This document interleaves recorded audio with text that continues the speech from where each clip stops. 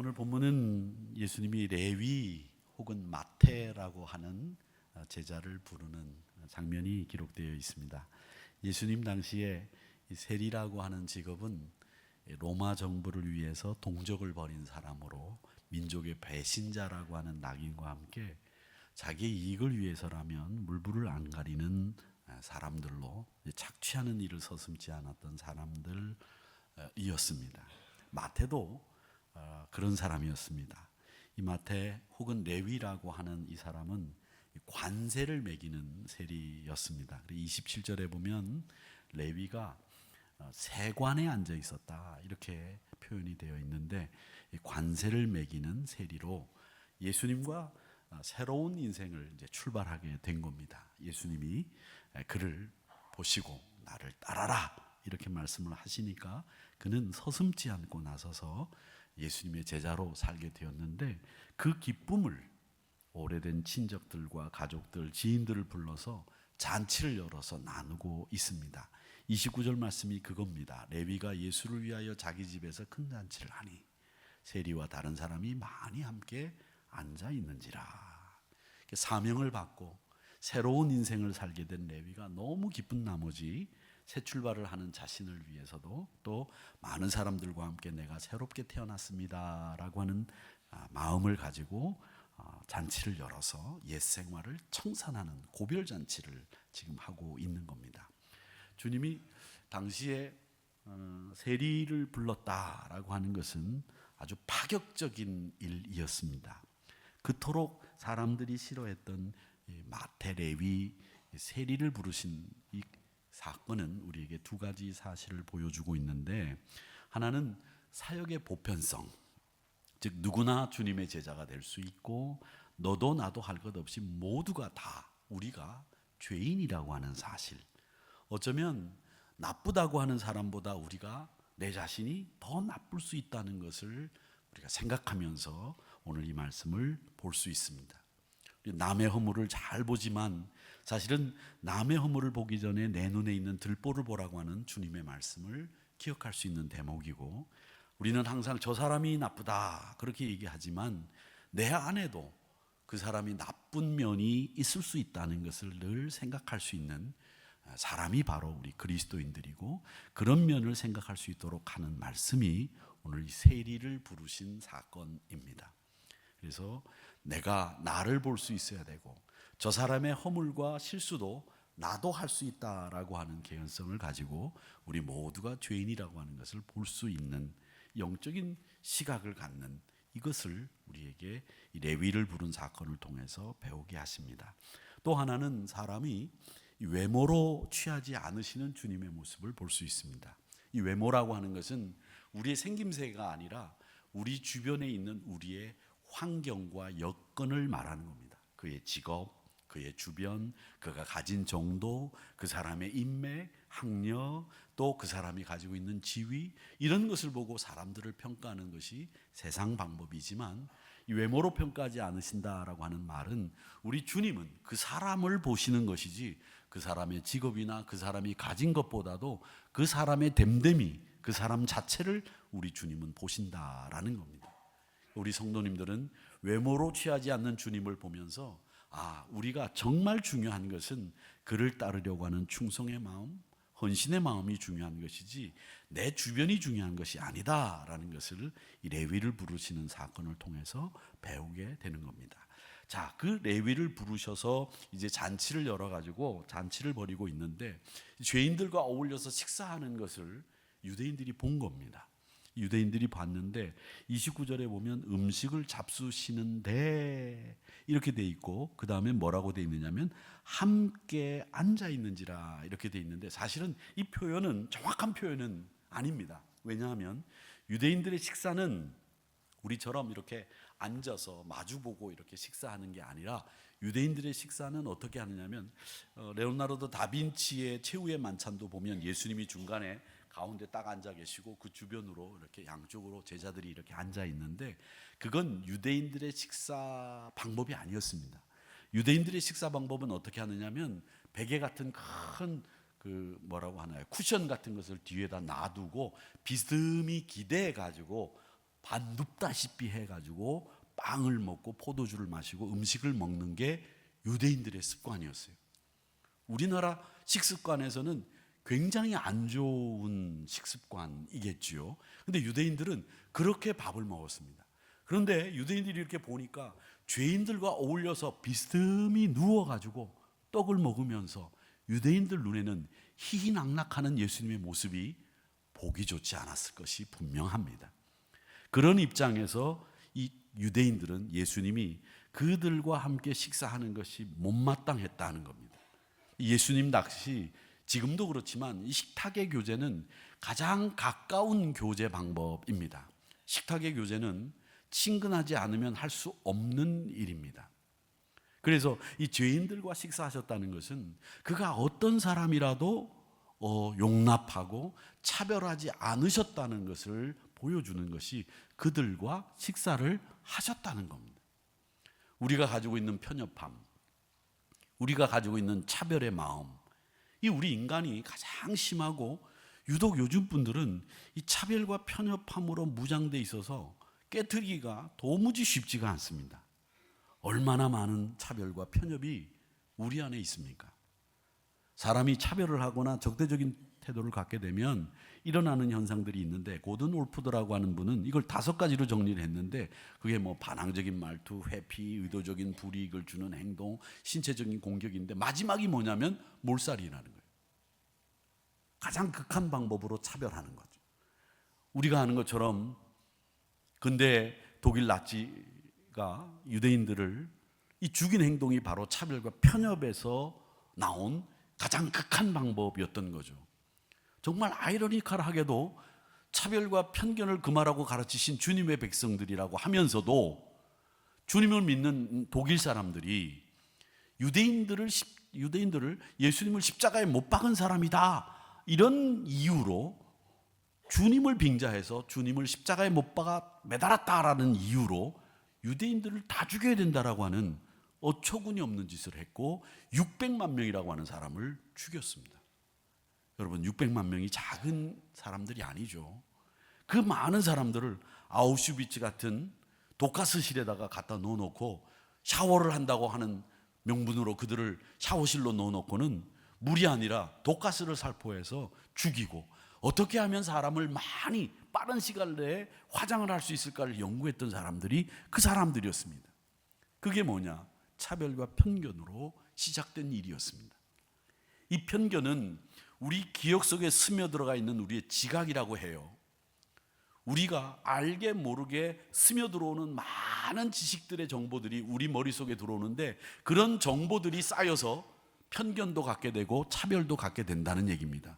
그렇기 때문에 우리 그리스도인들이 먼저 이런 말씀을 볼 때마다 차별과 편견 없는 공정함을 유지할 수 있는 시각과 가치관을 가져야 되겠구나라는 결단들을 매일매일 해야 된다고 생각합니다.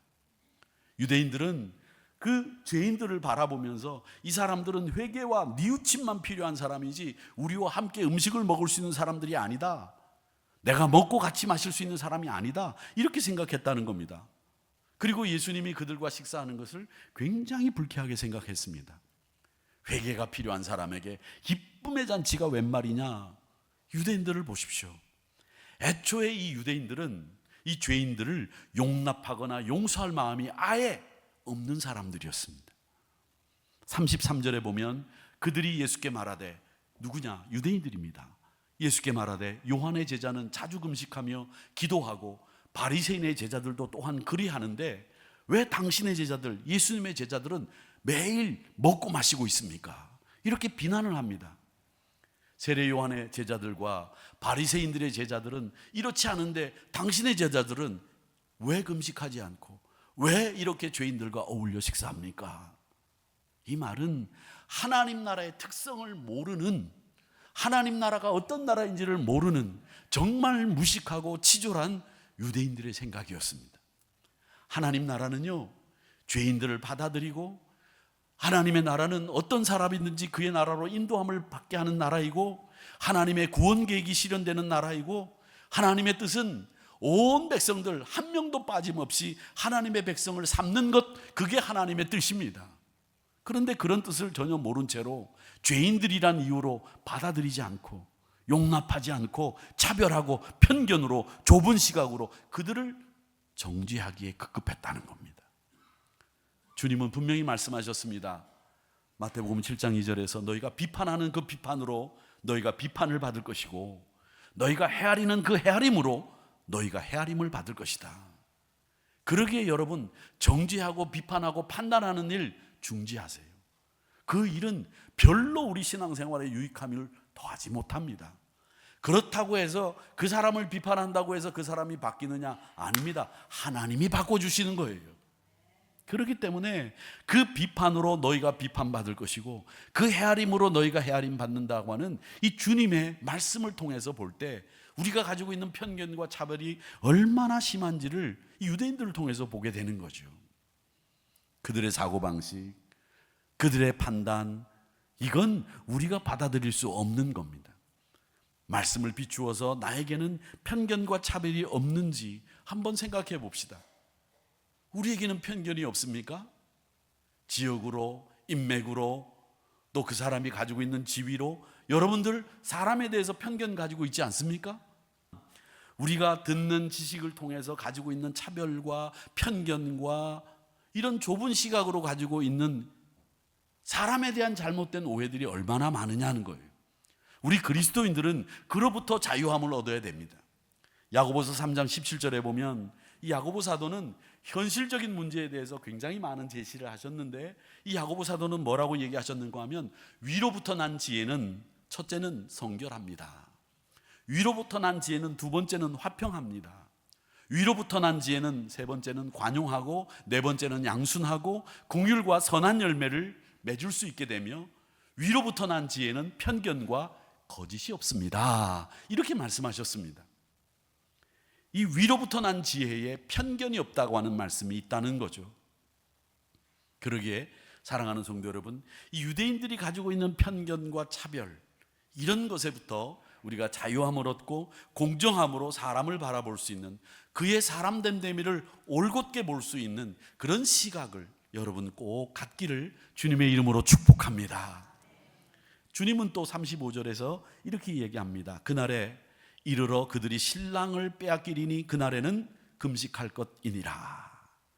이 말씀이 주는 교훈은 명백하고 확실합니다. 그게 뭐냐? 금식할 때가 언제냐라는 거죠. 죄인이 새로운 인생을 만나서 죽은 자가 살아 돌아온 것처럼 기쁨의 축제가 열리고 있는 이 레위의 잔치 자리에 와서 금식을 왜 하지 않느냐라고 묻는 이 바리새인들의 이야기 앞에 너희들 지금 기쁨을 누려야 할 자리인지 슬픔을 가지고 지금 허리띠를 조우고 죄를 뒤집어 써야 되는지 그 때를 구별하지 못하는 유대인을 향해서 신랑을 빼앗길 때 금식해야 된다고 말씀하시는 겁니다. 지금 레위는 소명을 받고 예수님의 제자가 되어서 이제 기쁨으로 새 인생을 출발하려고 잔치를 벌였습니다. 지금 이 자리는 금식을 해야 될 자리가 아니라 새로운 인생을 출발하는 새로운 제자로 하나님의 부름을 받은 것에 대한 기쁨을 나누는 자리인데 거기서 때와 시를 구별하지 못하고 금식을 이야기했다는 겁니다. 여러분, 금식은 언제 하는 거냐? 금식은요, 분명하게 여러분 기억하셔야 될 것은 이 음식을 끊는다는 것은 이 육신에 필요한 영양분 제공을 끊는다는 얘기예요. 그 말은 곧 뭐냐면 내가 이 세상의 관심을 다 끊어내고 하나님께만 초집중한다라는 뜻으로 금식하는 겁니다. 그러니까 금식기도라고 하는 것은요, 내 기도도 해서도 되는 게 아니에요. 금식기도는 하나님께만 드리는 기도, 초집중하는 기도이기 때문에 금식기도는 사실은 내가 원하는 기도를 드리는 게 아니라 하나님께로부터 받을 은혜를 사모하면서 하나님께만 관심을 가지고 기도하는 게 금식기도입니다. 그런데 성경에 보면 이 금식기도를 하신 분들을 보면 바울 사도는 3일간 온전한 금식을 하면서 주의 은혜와 소명을 기다렸죠. 아나니아에게 끌려 들어가서 눈에 비늘이 벗겨지면서 눈이 띄어지면서 그때 금식을 하며 기도했습니다. 소명의 자리로 가기 위해서 금식한 거죠. 또 미스바에서 전쟁을 앞두고 있는 이스라엘 백성들이 모여서 회개하고 금식기도 했습니다. 이렇게 금식기도는 절체절명의 순간에 기도와 함께 그리고 하나님 앞에 초집중하는 마음을 가지고 내 세상의 모든 관심을 끊어내고 하는 것이 금식 기도입니다. 여러분, 그러기에 이 금식 기도로부터 여러분들이 금식 기도를 할 때는 어떤 분들은 금식 기도한 것 가지고 자기 신앙의 우월함을 드러내려고 하는 분이 있어요. 내가 40일 금식 기도를 3번 하고 2번 하고. 그게 자랑일 수 있습니까? 그건 언급도 하지 말아야 됩니다. 그건 우리 신앙의 자랑이 될 수가 없는 거예요. 그게 무슨 자랑입니까? 금식기도 40일 3번 4번 하는 게 그분이 신앙이 대단한 것을 보여주는 대목이 되느냐? 아니라는 거죠. 저는 40일 금식기도를 뭐 3번 4번 하신 분도 뵀습니다마는 금식기도 40일 금식기도 하다가 뇌가 망가져서 수족을 못 쓰는 분도 봤어요. 조심하셔야 돼요. 그러니까 그걸 신앙의 허영을 부리는 데 사용하지 마시라는 거예요. 금식은 우리의 자랑을 위해서 하는 것이 아니라 하나님 앞에 초집중하기 위해서 세상 것으로부터 끊어내고 하나님의 방법을 선택하기 위해서, 나를 변화시키기 위해서 하나님 앞에 내 목숨을 걸고 하는 기도가 금식 기도입니다. 그래서 마태는, 지금 레위는 축하잔치를 지금 벌이고 있기 때문에 새로운 소명의 자리로 일어나서 기쁨으로 감당하기 위해서 이 잔치를 벌일 거기 때문에 금식해야 될 때가 아닌 거죠. 그런데 유대인들은 금식을 운운하면서 예수님의 제자들을 공격했다는 거죠. 자, 그때 예수님이 하신 말씀이 있습니다. 그 말씀이 그 유명한 37절의 말씀인데, 새 포도주를 낡은 가죽 부대에 넣는 자가 없나니 만일 그렇게 하면 새 포도주가 부대를 터뜨려 포도주가 쏟아지고 부대도 못 쓰게 되리라. 그러면서 38절 말씀하시죠. 새 포도주는 새 부대에 넣어야 할 것이니라. 아주 유명한 말씀을 하셨습니다. 예수님 당시에 이 포도주를 만들 때 요즘처럼 뭐 용기가 다양하지가 않습니다. 우리나라처럼 지혜가 있어서 우리나라 그 선조들은 이 항아리를 만들어서 거기에 이제 발효를 시키는 음식들을 저장해서 터지지 않았는데, 이 발효시키는 음식은 나중에 이렇게 넣어놓으면 부풀어 올라서 이게 가스가 차면서 이렇게 부풀어 오르고 찹니다. 근데 부대라고 하는 게 가죽으로 만든, 유대인들은 이게 가죽이라고 하는 용기밖에 없으니까 이 부대가 낡게 되면, 오래되면 유연성이나 신축성이 떨어져요. 그러니까 이 부대에다가 포도주를 넣어놓고 묶어놓으면 이게 신축성이 없으니까 발효가 되면서 이렇게 부피가 늘어나고 팽창하는데 이 신축성이 없으니까 부대가 뻥 터지는 거예요. 그래서 포도주를 다 잃어버리게 되는 거죠. 그걸 아시는 주님이 새 포도주를 새 부대에 넣어야 된다고 하는 말씀을 하셨습니다. 이 말씀의 뜻은 여러분 뭐 제가 굳이 설명하지 않아도 이해되실 줄로 압니다. 새로운 시대는 새로운 행동 양식이 필요합니다. 새로운 시대는 새로운 가치관이 필요합니다. 우리는 늘 새로운 질서를 세우기 위해서 우리가 그동안 즐겨 입고 즐겨 하던 일들을 중지하고 새로운 생활을 할 필요가 있습니다. 이 정도 해석은, 이 정도 교훈은 충분히 여러분 추출해낼 수 있을 겁니다. 새 포도주를 새 부대에 넣어야 된다고 하는 이 말씀에 대한 이해를 여러분 충분히 하신다고 생각합니다. 자, 그러면 충분히 하시는 여러분들에게 제가 질문을 하나 드리면, 새 포도주가 중요합니까? 새 부대가 중요합니까? 그러면 여기서 대답하지 마세요. 새 부대가 중요하다고 하실 수도 있습니다. 새 포도주가 중요하다고 할 수 있습니다. 그런데 정말 중요한 것은 뭐냐면 새 포도주예요. 왜? 이 새 포도주는 예수님을 상징하는 비유이기도 합니다마는 새 포도주가 있기 때문에 새 부대가 필요한 거죠. 예수님을 우리가 모시려고 하면 우리 마음이 새 부대가 되어야 됩니다. 그렇지 않으면 우리는 그리고 낡은 부대로 예수님을 모시게 되면 결국은 이 낡은 가치관과 양식을 가지고 살면서 예수님과 함께 동행할 수 없다는 거예요. 그래서 새 포도주가 중요하고, 새 포도주를 여러분의 마음속에 모시려고 한다면 여러분의 마음가짐을 새 부대로 만들어야 된다라는 거죠. 이런 원칙을 여러분 가지고 계셔야 됩니다. 그래서 새 포도주는 새 부대에 넣어야 된다라고 하는 이 말씀은 우리가 부르는 찬송, 주 예수보다도 귀한 것은 없네, 예수님보다 귀한 분이 없습니다. 새 포도주이십니다. 그러면 그 새 포도주를 우리의 어떤 부대에 넣어야 하느냐? 새 부대에 넣어야 되는 겁니다. 새 부대가 되려면 내가 가지고 있는 가치관과 삶의 양태까지도 새 부대에 맞게 바꾸어야 되는 거죠. 그게 오늘 새 포도주와 새 부대라고 하는 말씀이 갖는 의미입니다. 기독교가 콘스탄틴 황제에 의해서 공식적으로 공인이 됐죠. 313년에 로마의 밀라노라고 하는 곳에서 콘스탄틴이 기독교를 믿어도 좋다 공인을 해줬습니다. 그 313년이 왜 중요하냐면 이 313년을 기점으로 해가지고 교회가 변하기 시작했어요. 성직자들에게는 모든 세금이 면제되고 주교들에게는 로마 원로원에 버금가는 권력이 주어졌고요. 화폐마다 기독교 상징이 들어가고 일요일을 주의 날이라고 해서 공휴일이 되면서 예배드리는 시간을 보장해 주었습니다.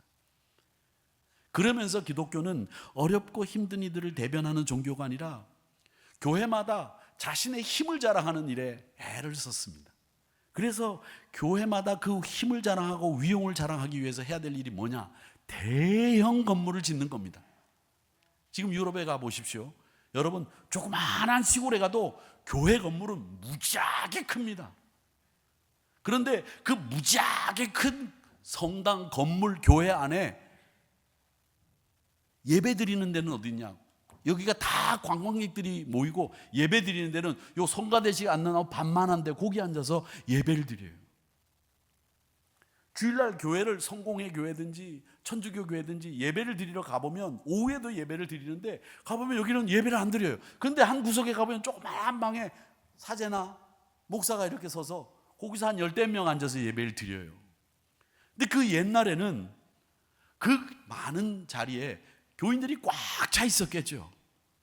그렇게 대형 건물이 필요하기도 했겠지만 교회마다 시골이든 도시가 크든 작든 대형 건물을 짓는 게 유행병처럼 번졌습니다. 그러면서 힘 있는 사람들과 권세 있는 사람들의 교회가 돼갔어요.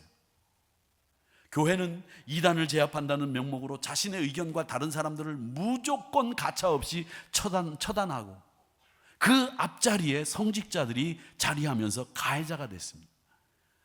히에로무스라고 하는 유명한 교부가 있는데 그 교부는 교회 벽이 금으로 빛나고 천정과 기둥머리에 있는 금을 긁어내면 그 동네에 있는 사람들이 1년 동안 먹을 양식을 살 수 있는 돈이 나온다고 했습니다.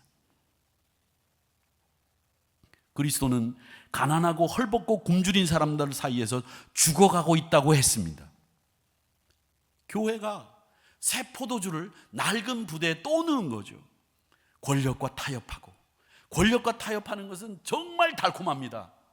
교회가 권력을 갖게 되는 순간에, 성직이 권력과 야합하는 순간에 그리스도의 종이 아닌 무관한 직업이 되는 겁니다. 새 포도주를 다시 낡은 부대에 넣는 거죠. 낡고 늘어나지도 않고 유연하지도 않은 채로 있는 그 부대에 새 포도주를 넣으면 일어나는 일들을 중세 가톨릭 교회가 우리에게 보여준 거예요. 이유는 본질을 놓쳤기 때문입니다. 예수님이라는 분이 도대체 무엇 때문에 이 땅에 오셨는지를 잃어버린 거예요. 그의 이적과 병 고치는 은사를 통해서 자기들의 만족과 필요를 채우는 것에만 급급했던 유대인들과 같이 예수님을 이용해서 자기의 필요를 채우고 자기 만족을 얻는 일에 교회가 낡은 부대를 이용한 거예요. 결국 그렇게 뻥 터져버린 게 종교개혁입니다. 새 포도주를 새 부대에 담자는 말은 우리가 지금도 아무리 많이 외쳐도 부족함이 없는 말씀입니다. 사랑하는 성도 여러분, 하나님 나라 백성은 새 포도주를 새 부대에 넣어야 하는 분들입니다. 즉 말하자면 생명력이 있는 교회와 성도들이 되어야 된다는 거예요. 교회는 생명력이 있습니다. 계속 발전하고 계속 새로워지고 그게 개혁교회의 특징이고 우리의 본질이에요.